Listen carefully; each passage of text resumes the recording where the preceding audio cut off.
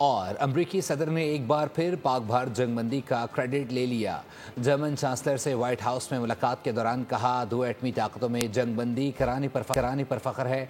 Donald Trump ने कहा, जंग जारी रखने पर तिजारत मुनक़ता करने से खबरदार किया था। उन्होंने मामले पर पाकिस्तानी क़यादत को भी सराहा।